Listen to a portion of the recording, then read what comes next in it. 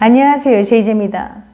오늘은 바람둥이 여자를 한눈에 알아보는 방법 3가지에 대해서 말씀드려 볼게요.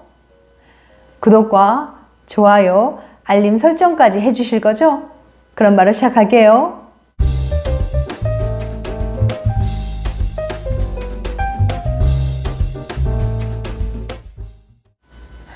사람들은 흔히 바람기라는 표현을 씁니다. 이건 심리학적으로도 근거가 있는 표현이에요.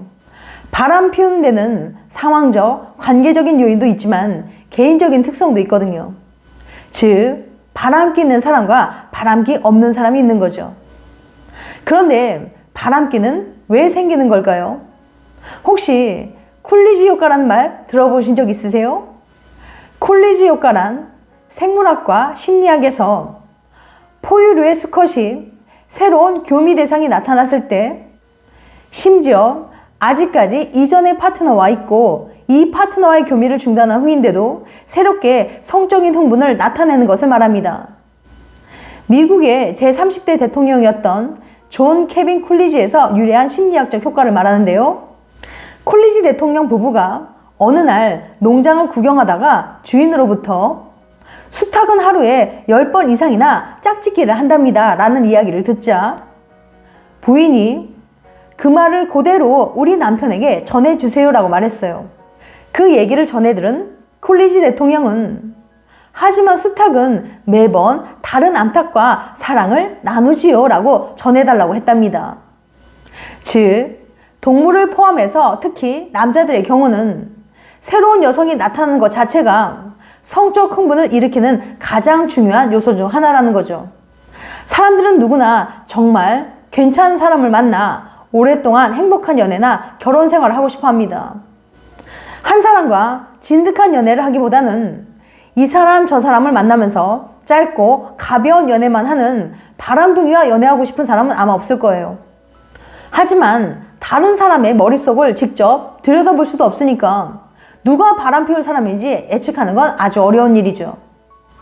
그런데 정말 이런 사람들을 한눈에 알아보고 피할 수 있는 방법은 없을까요?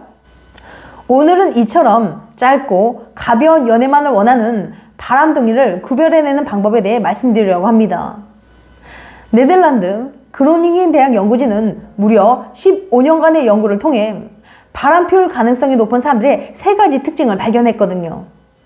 오늘은 이 연구를 통해 바람둥이를 구별하는 효과적인 방법을 알려드릴 테니까 궁금하신 분들은 영상 끝까지 봐주세요.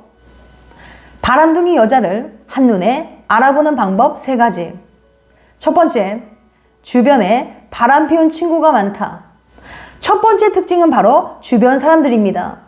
주변에 바람 피운 친구가 많을수록 그 사람 또한 나중에 바람 피울 가능성이 높아졌거든요. 그 이유는 사람들이 어떤 행동을 할지 말지 판단을 할 때 주변 사람들의 영향을 많이 받기 때문입니다. 많은 사람들이 하는 행동이라면 그만큼 해도 되는 것일 가능성이 높고 내가 해도 별 문제가 없을 테니까요. 친구를 보면 그 사람을 알 수 있다는 말이 있습니다. 누군가 좋은 사람인지 알고 싶다면 그 사람의 친구들을 눈여겨보세요.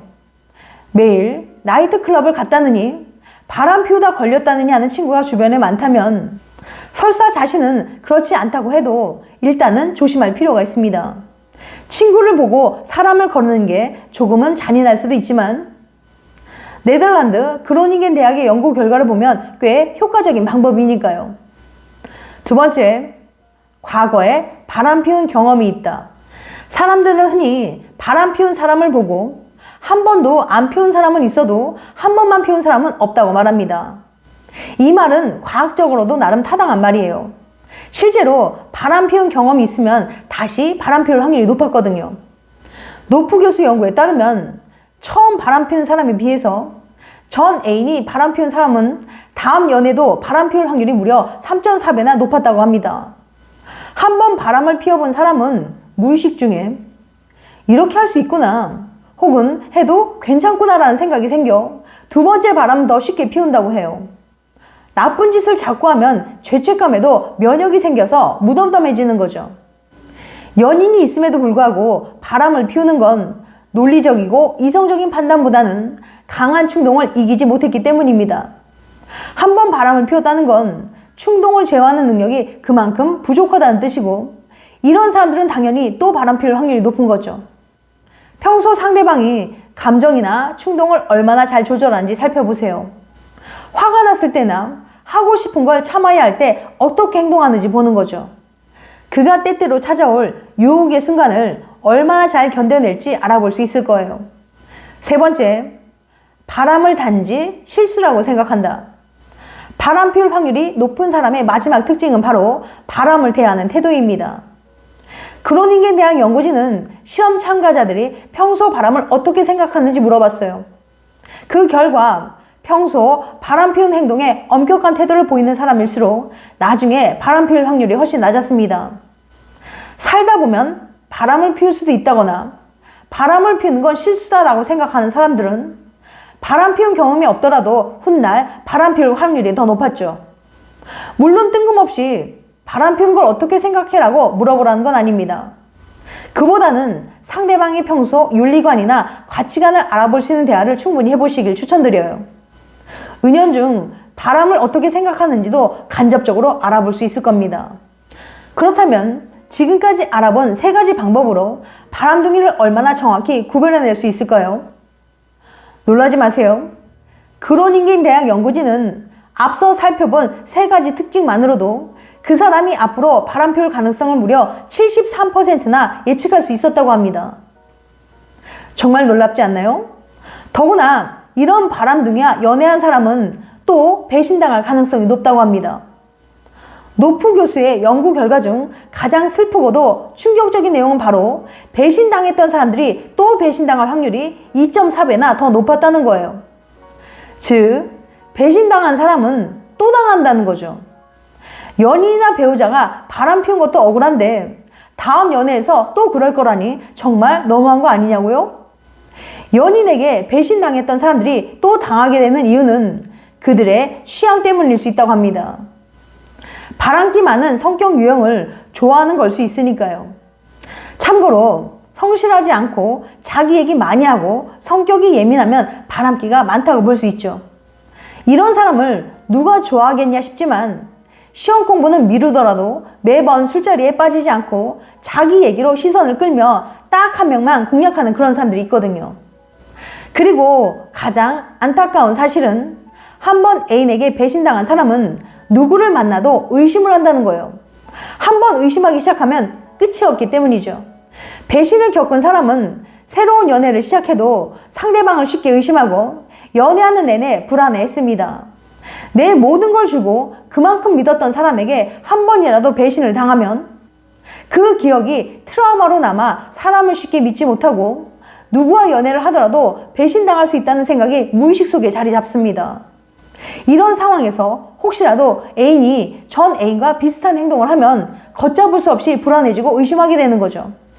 끊임없이 의심하고 걱정하며 불안한 상태가 지속되면 짧은 연애가 반복되어 낮아진 자존감을 회복할 수가 없어요. 바람이 이렇게나 정신건강에 해롭습니다. 그러니 애초에 바람둥이는 미리미리 거르자고요.